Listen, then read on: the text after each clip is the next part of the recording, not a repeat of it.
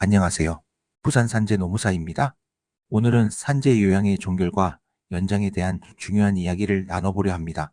혹시 내 치료는 과연 언제 끝나는 걸까? 이런 막막한 생각해 보신 적 있으신가요? 많은 분들이 요양 종결 시점이 되면 불안하고 걱정이 많으신데요. 오늘 이 시간을 통해 그 막막함을 조금이나마 덜어내실 수 있기를 바랍니다. 그럼 바로 시작하겠습니다.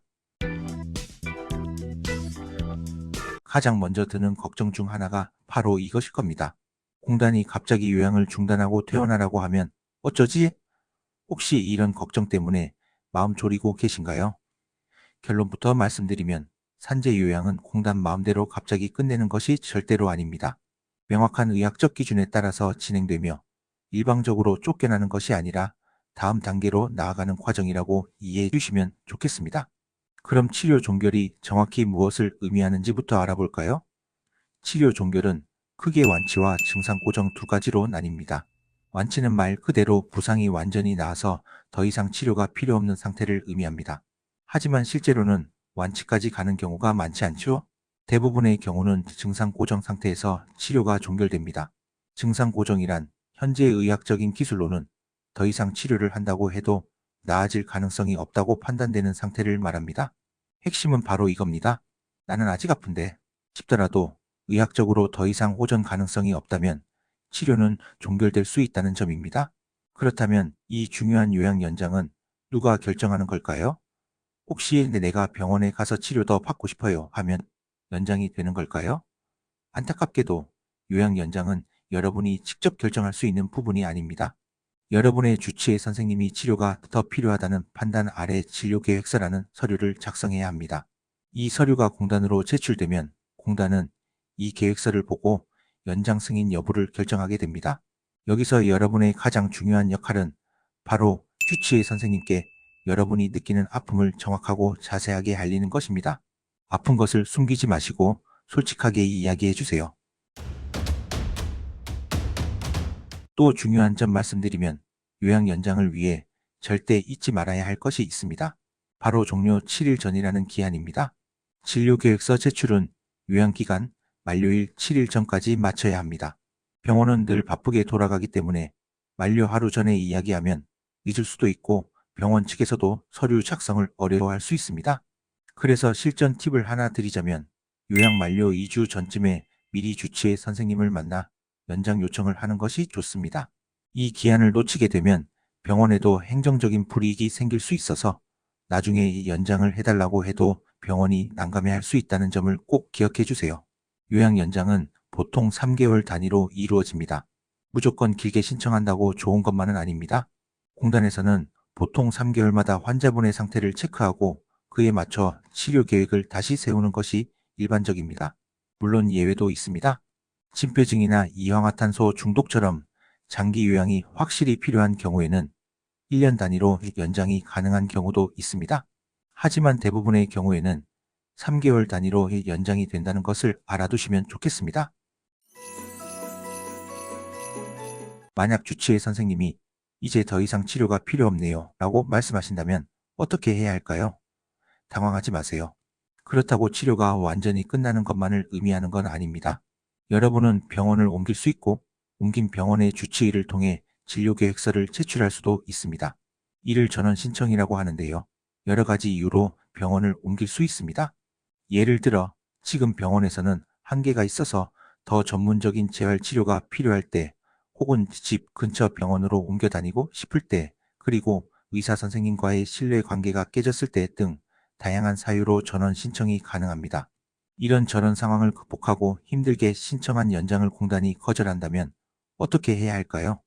이런 경우에는 주치의 선생님의 소견과 공단 자문의의 소견이 다를 수 있습니다. 해결책이 없는 것은 아닙니다. 첫 번째 해결책은 특별 진찰을 신청하는 것입니다. 대학병원 등에서 제3의 객관적인 의사에게 다시 한번 여러분의 상태를 진찰받아 판단을 구할 수 있습니다.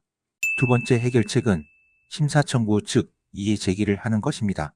공단의 결정에 동의할 수 없다면 90일 이내에 심사 청구를 통해 다시 한번 판단을 요청할 수 있습니다. 또 이런 경우가 있습니다.